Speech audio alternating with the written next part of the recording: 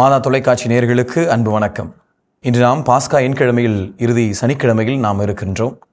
இன்று மகதலா மரியாவுக்கு ஆண்டவர் இயேசு கிறிஸ்து உயிர்த்தெழுந்த பின்பு முதல் முறையாக காட்சி கொடுக்கிறார்.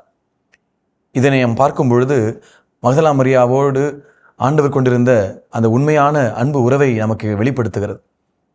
மகதலா மரியாள் ஆண்டவர் இறந்த பிறகு அவர் கல்லறைக்கு வெளியே காத்து கொண்டிருந்தார். அவர் உயிர்த்தெழுந்த பிறகு காட்சி கொடுக்கும் பொழுது ஒரு தோட்டக்காரர் என்று நினைத்து கொண்டு ஆண்டவரை எங்கோ எடுத்து கொண்டு போய் விட்டனர், சொல்லும் நான் போய் தூக்கி கொண்டு வருகிறேன் என்று சொல்லி ஆர்வத்தோடும் ஆசையோடும் அவர் காத்து கொண்டிருந்தார். அந்த ஆர்வத்திற்கும் உண்மையான அன்புக்கும் ஒரு பரிசாகத்தான் முதலில் அவருக்கு காட்சி கொடுக்கிறார். மேலும் மரியா புறப்பட்டு சென்று இயேசுவோடு இருந்தவர்களிடம் அதை அறிவித்தார்.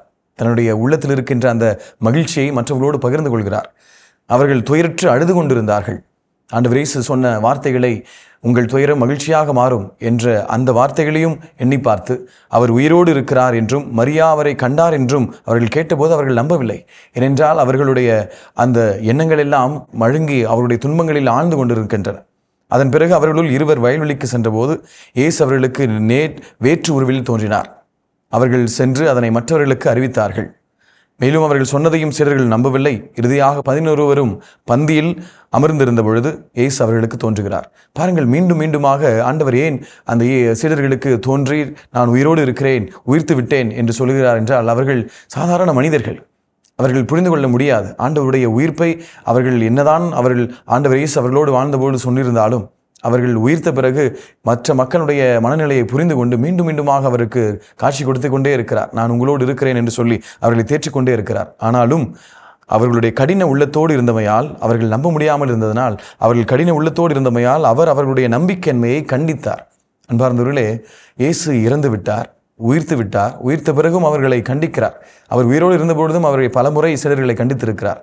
ஆனால் இப்பொழுது கண்டிக்கின்ற ஒரு விஷயம், ஏனென்றால் இப்பொழுது ஆண்டவர் இயேசுடைய உயிர்ப்பு நற்செய்தியை இவர்களால் மட்டுமே எடுத்துச் சொல்ல முடியும். இவர்கள் தங்களுடைய நம்பிக்கையை குறைவு ஏற்பட்டால் நிச்சயமாக அது மற்ற மக்களையே உலகெங்கும் சென்று அறிவிக்க முடியாது. அதனால் கண்டிக்கிறார். ஒரு தலைவன் தன்னுடைய தோழர்களை கண்டிக்கின்ற ஒரு நிகழ்வு, ஒரு குடும்ப தலைவன் ஒரு குடும்ப உறுப்பினர்களை கண்டிக்கின்ற ஒரு நிகழ்வு. அன்பார்ந்தவர்களே, நம்முடைய ஆலயத்திலும் பங்குகளிலும் பார்க்கின்றோம். ஒரு அம்மா, ஒரு அப்பா, ஒரு தாய், தந்தையர் அவர்கள் கண்டிக்கவில்லை என்றால் பிள்ளைகள் நிச்சயமாக ஆண்டவரோடு இணைந்து செல்ல முடியாது. ஒரு பிள்ளை இப்படி வழி தவறி போனால், ஆண்டவரோடு இணைந்து செல்லவில்லை என்றால், திருப்பலிக்கு வரவில்லை என்றாலும் ஒரு அன்னையாக, ஒரு தந்தையாக, ஒரு குடும்ப தலைவனாக அவர்கள்தான் கண்டிக்க வேண்டும். ஆக ஆண்டவரோடு அவர்கள் நம்பிக்கையின்மையை நாம் கண்டிக்க வேண்டும். அவர்கள் நம்பிக்கையோடு வாழ்வதற்கு நாம் தான் சாட்சியாக வாழ வேண்டும். மேலும் பாருங்கள், ஆண்டவர் இறுதியாக அவர்களை நோக்கி உலகெங்கும் சென்று படைப்பிற்கெல்லாம் நற்செய்தியை பறைசாற்றுங்கள். ஆம் அன்பார்ந்தவர்களே, இன்று உலகெங்கும் சென்று படைப்பிற்கெல்லாம் நற்செய்தியை பறைசாற்றி அந்த 12 திருத்தூதர்களும் இருக்கிறார்கள். அதற்கு பிறகு இன்று உலகெங்கும் சென்று படைப்பிற்கெல்லாம் எல்லா இனத்தாருக்கும். ஆக இந்த மக்கள் எல்லாம் இப்பொழுது பார்க்கும்பொழுது நம்முடைய கத்தோலிக்க ஆலயங்களுக்கெல்லாம் வருபவர்கள் வெறும் கத்தோலிக்க கிறிஸ்தவர்கள் மட்டுமல்ல. நம்முடைய அன்னையினுடைய ஆலயங்களுக்கெல்லாம் வருபவர்கள் வெறும் கத்தோலிக்க கிறிஸ்தவர்கள் மட்டுமல்ல. ஏதோ ஒரு விதத்தில் இயேசு கிறிஸ்து அவர்களோடு இருக்கிறார். இயேசு கிறிஸ்துவின் அமைதி அவர்களோடு இருக்கிறது. உயிர்த்த ஆண்டவருடைய மகிழ்ச்சி அவர்களோடு இருக்கிறது என்பதை உணர்ந்தவர்களாகத்தான் அவர்களால் நம்முடைய ஆலயத்திற்கு வர முடிகிறது. அந்த ஆலயத்தில் வந்து ஒரு சிறிது நேரம் ஜெபிக்கின்ற பொழுது அவர்கள் உள்ளத்தில் இருக்கின்ற அந்த மகிழ்ச்சியை அவர்கள் பெறுகிறார்கள். அதனால்தான் நம்முடைய ஆலயத்தை நோக்கி அவர்கள் வருகிறார்கள். அந்த ஒரு மகிழ்ச்சி இந்த உலகிற்கெல்லாம் இருக்கிறது என்பதை அன்று ஆண்டவர் சொன்ன வார்த்தைகள் இன்றும் நடந்து கொண்டுதான் இருக்கிறது.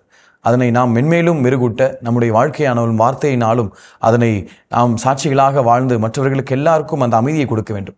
நாம் நம்முடைய கிறிஸ்தவர்கள் என்று சொல்லிக்கொண்டு நாம் மற்றவர்களுக்கு ஒரு சாட்சியாக வாழ வேண்டும். அந்த உயிர்த்த ஆண்டவருடைய வல்லமை நம் ஒவ்வொருவருக்கும் நிறைவாக இருக்க வேண்டும். நாம் தான் உயிர்த்த ஆண்டவருடைய சாட்சிகள் என்பதை அவர்கள் புரிந்து கொள்ள வேண்டும்.